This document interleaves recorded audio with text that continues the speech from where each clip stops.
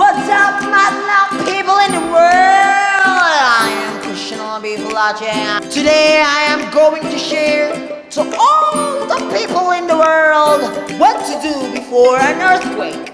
First, make sure you have a fire extinguisher, first aid kit, battery power, and second, learn first aid. We will learn what we will do in that kind of sorrow.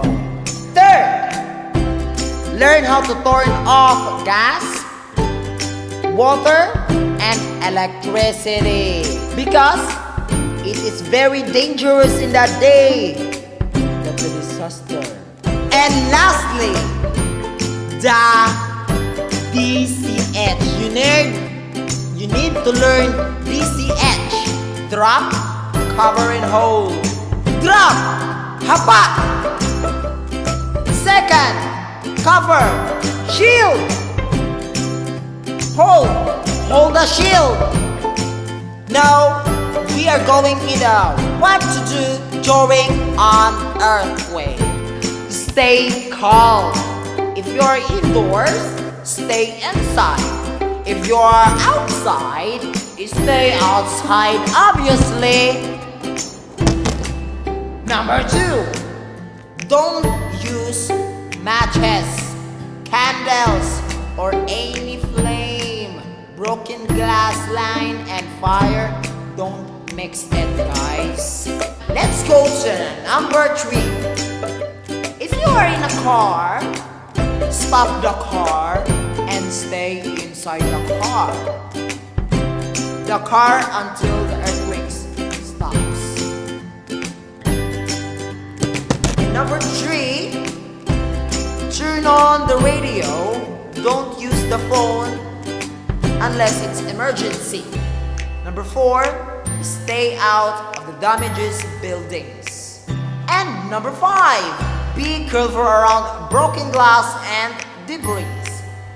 Wear boots or sturdy shoes to keep from cutting pieces of germs.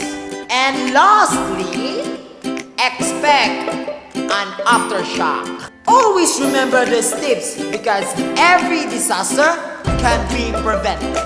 So now, I am going to show you a video regarding the importance of disaster preparedness. Play.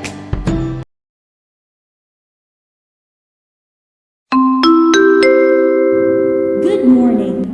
This is your council announcer, Canadian Losses, with some announcements from the Risk Reduction Council and SAK Sky Student Government. Tomorrow, March 20th, 2019, we will be holding an earthquake safety drill. All students are required to secure attendance by 9 a.m. They may wear civilian clothes.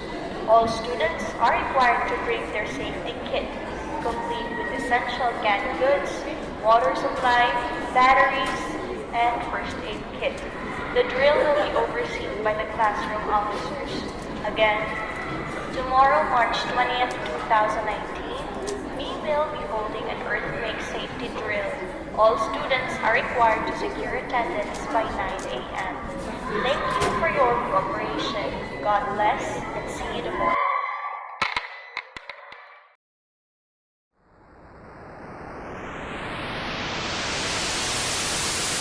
Good afternoon, everyone. Before anything else, I am Salome Azores, and today we will be having an earthquake drill, and I'm the one who's in charge of it. So I'm encouraging you all to join this activity because it is very important for us to know how to deal in such a calamities. Lagi boring kayo eh, klaro ni mangulit tayo eh. Pinunta dito ba babaw? Email ta, email. Wala email ta.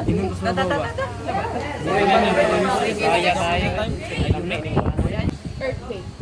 So did anyone of you bring earthquake safe material? Yes!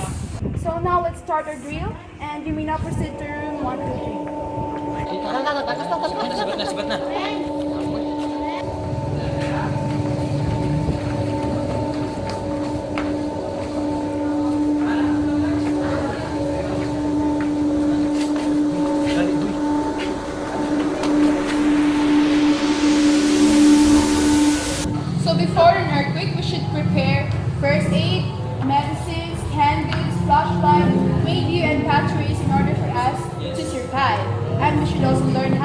get first aid, how to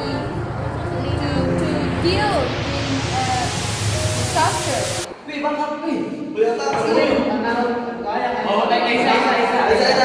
And during earthquake, you should stay calm.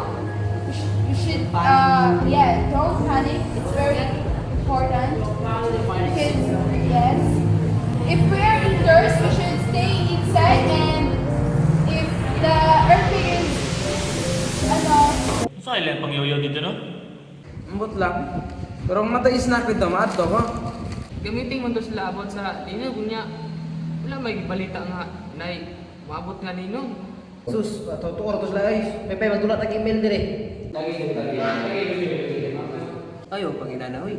Mababaan kita to dire. Mababaan noon, adi linog de. Nasa may linog eh. Linog wala. Wala linog. May tao na linog. Nasa may linog.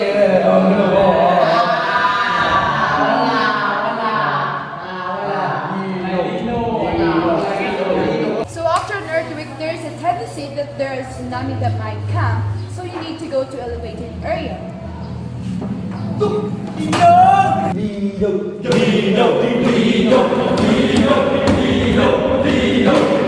Dino!